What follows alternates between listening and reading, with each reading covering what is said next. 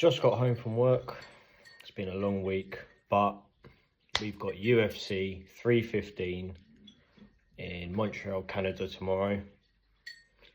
Not the best card, but I'm going to give my opinions. I've got the card up here in front of me. I'm just going to have a quick look at some of the prelims. And pick out what I think is going to be the standout prelim. I think I'm going to go for the featherweight bout between Daniel Santos and Jeong Yong Lee. I'm a fan of the South Korean. I think he's a fantastic fighter. That is an early prelim. That's literally the second fight on the card. That's the one I think a lot of people will overlook. So that's my standout prelim. I'm going to go to the main card, which is obviously headlined by Belal Muhammad and Jack Della Maddalena. But let's start from the bottom of the main card. Benoit Saint-Denis, number 13 ranked, fighting the Canadian Kyle Prepelec, I believe it's pronounced.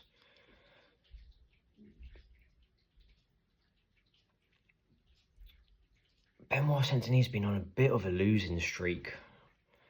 I think that since the Dustin Poirier fight, it's been a bit downhill for him. He lost that one and then he fought as a main, I'm sure it was the main event. And that's the last fight I remember. I remember watching it in the hospital, waiting for Lucy to go into labour. It was a card that had Brendan Allen on it as well. I can't remember exactly what card it was. And Benoit Saint-Denis lost that fight as well, and I was very shocked. I don't think he was fighting Brendan Allen. Let me click on him and find out. Is this just going to show me the details of this fight? No, right. Was it the Moicano? September 28th, yeah. So that would have been, sorry, that would have actually been the day after Casper was born. I'm assuming her and Casper were asleep because it would have been a night time, and he lost to Moicano. That's the fight I'll remember. But I don't think he can be overlooked. I'm going to pick Benoit Saint-Denis for that. I think he's going to get himself back on track, and I think he's going to go on a bit of a winning streak. He's a good fighter. He's a tough guy. So I'm picking Benoit Saint-Denis. Decision win for the first fight on the main card. The next fight is the number 1 ranked and very overlooked and underappreciated Alexa Grasso. She's fighting a very tough opponent though. She's fighting Natalia Silva. I've got to go with Alexa Grasso. I do like Natalia Silva. I think she's fantastic. She is number 5 ranked. This isn't this isn't no slack. But I think the experience and the skill set of Alexa Grasso is just going to be too much. I've got to pick Alexa Grasso for that one. I think she'll get a finish. It's going to be a submission. I'm going to say the 3rd. I think she'll nearly have her out in a second. She'll come out all guns blazing early in the 3rd and get a finish, and I'm going to go submission for that one. Next fight, we have another Canadian, Ayman Zahib, I believe it's pronounced. This is a featherweight bout, and he's number 15 ranked, and he's taking on number 11 ranked, but absolute GOAT, Jose Aldo. I haven't seen a lot of Zaibi. It'd be hard for me to make a really good call on this, but I'm not going to bet against my man Jose Aldo. I know he's lost a couple of fights recently. I think he lost his last one. He's coming off of a loss, but it's Jose Aldo. It's Jose Aldo. I'm not going to bet against Jose Aldo. I think it will go decision. Like I said, I don't know much about Ayman Zahibi. Let me just quickly bring up his... Okay, so his last fight was end of last year. He fought Muniz, good fight. Let me click on his fight history. So he's got some pretty notable wins here. Not against what I would say really top flight. Got a win against Rodriguez, Turkus, not a bad fight. That's a nobody. Basharat, that's okay, but his most notable win was his last fight. But they're all decisions, really. Decision. 2 KOs in there. I'm not going against the GOAT.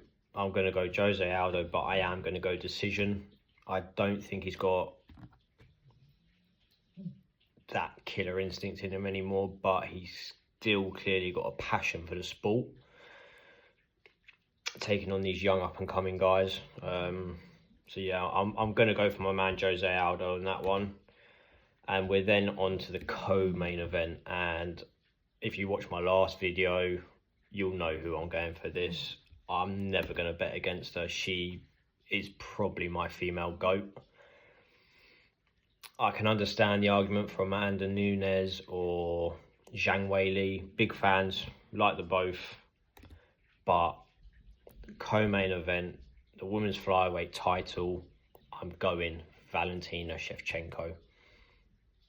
She is, you know, she's the GOAT. She's the first ever person to get the Thanos glove. She's got all 8 rubies in her belt. She's an absolute force to be reckoned with. Her style of striking, mixing in with her ground, is just, it's picturesque. If you appreciate mixed martial arts, she is top tier. I'm not the biggest fan of her opponent. She's a very good fighter, and I'm not trying to knock that. She is number 2 ranked. Far 8. I'm not great with my French. Did fail it in school, but she's big. She's certainly a lot bigger than Shevchenko. I think she's probably going to be more powerful, but I think just the pure skill set, experience of Valentina Shevchenko, I think she gets it done, and I think she gets a stop. Think she's going to drag Manon into the 4th and 5th round and drown her. And she'll get a stoppage. I think it will be a TKO stoppage, 4th or 5th round. 5th round. 5th round TKO stoppage, Valentina Shevchenko. And where they put her next, Ruby? I guess she gets a whole new belt and starts again. And then we're on to the welterweight title main event.